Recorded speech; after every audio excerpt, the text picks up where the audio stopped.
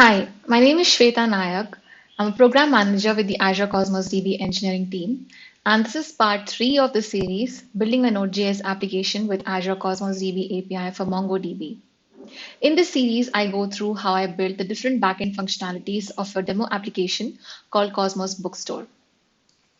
In the previous parts, I covered how to connect to the database, perform reads, queries, and updates. And in this part, I'm going to cover some examples of regex, aggregation pipeline, and how to check request charge of a previous operation. So far in the sidebar of the main page of the application, we had the options to filter by rating and by book format. The third filtering option I wanted to include over here was to filter by genre. Now we had about over a thousand genres to filter from. So I wanted to build a functionality with a drop down over here and a type ahead search functionality where we could type a keyword and get the pattern, get a short list of the genre names based upon pattern matching with this keyword. And then we could select one or multiple of these genres to filter from and get the results in the main page. So to achieve this, first I created a collection called genres. This collection has one document, and this document contains the entire list of the genre names over here. And then I used regex, a combination of regex and aggregation pipeline to achieve this type ahead search functionality for genre names. Now, an aggregation pipeline, as we know, consists of multiple stages, and each stage transforms the results as it passes through the pipeline. The stages that I used to achieve the type ahead search functionality in the genres filter are unwind, match, and group. So let's take a look from Mongo Shell first, how I achieved the functionality using each of these stages in the pipeline. So here's the result of running find operation on the genres collection. The collection has only one object and it has a field called genres list, which is basically an array of all the genre names available.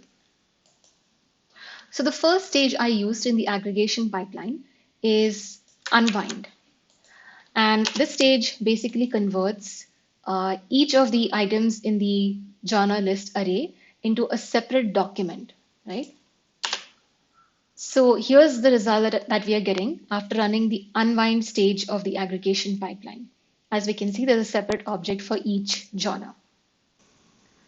The second stage that I'm using in the aggregation pipeline is match. So here I'm using a regex expression to do a pattern matching against a search string. In this example, I'm using a search string history and doing a case insensitive pattern match over the genre list field. Right? So this is the result that I'm getting after both of these stages have been run. So the first stage splits the array into different objects, and the second stage does the pattern matching. So now I have a shortlisted result of the matching genre names as per the search input that I'm entering. The last stage that I am using in the aggregation pipeline is groups. So now that I have got a shortlisted genre list of genre names, I run a group operation to combine back the genre names into an array once again. So here's what I'm getting as a result after having gone through each of these stages in the aggregation pipeline. So we have the genres array over here, and that's what I wanted to achieve. So going back to the Node.js code, and I've basically used this search genres module in the backend code of my application.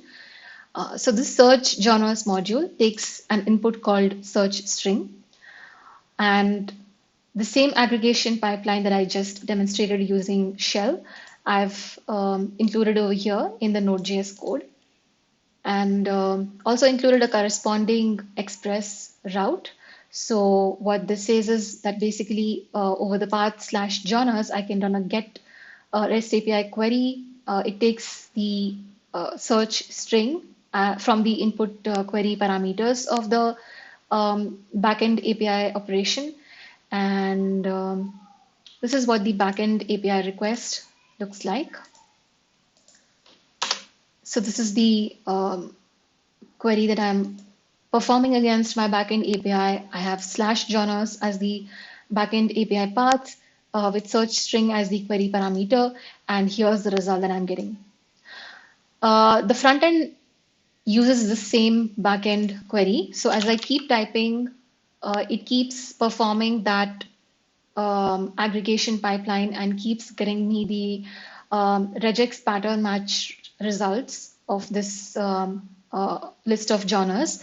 And as I keep typing, it keeps running multiple of these queries against the backend and gets me the result for the type ahead search. So that explains how we allowed to search for the genre to filter by. Now, once we had searched and chosen the genre to filter by, this condition has to be applied once again in the backend code, and it has to apply the filtering condition while querying the Cosmos DB API for MongoDB database for the results. So how do we achieve that? We do the same thing as we were doing in the book format filtering, which is to use $in-array operator. So this is how the query looks like. We are specifying that if any of the value in the genre array matches with the value specified in this array over here, it should include that book in the result, right? So this is what we are getting. As you can see, all the books that either contain history or art as a genre are included in the result. We're doing the same thing in the backend code. In the getAllBooks function in Node.js, we're specifying the genre condition to be applied as comma-separated values through this input parameter called genre. And this value gets converted into an array and gets applied in the query condition in the find operation over here. Once again, we are allowing the genre parameter to be specified as a query parameter in the route. So here's where we are allowing that to be specified. And if we go and look at the backend code, backend API request of how this request with the genre filter would now look like to the backend, this is what this is how it works, right? So now we can specify genre in the form of comma separated list of values. And this is what the front end basically does. We can select multiple genres over here, and it gets the filtered results in the main page of the application. So the last thing I wanted to demonstrate in this video is how to check the request charge of a previous operation performed against the database. To do this in Mongo shell, I would run a command like this. Run command get last request statistics 1. And this is how it shows me the request charge incurred for the previous operation. To do the same thing in Node.js, this is what I'm doing in the application. So I'm logging the request charge for the previous operation in the search genres module. And I'm logging it against the terminal right now. So whenever I search, go ahead and search for the genre by keyword, I would see in the terminal the request charge for the aggregation pipeline getting logged. And this is how we can check charge for the previous operation in Cosmos DB API for MongoDB. Thanks for watching this video. So in this part of the series, we went through examples of using regex, aggregation pipeline, and how to check request charge of an operation against Cosmos DB API for MongoDB database. You can find the GitHub repo of this demo application specified in the video description, as well as a link to try out Cosmos DB API for MongoDB. In the next part in the series, I'll talk about how to set up full text functionality in this application using Azure Search integration.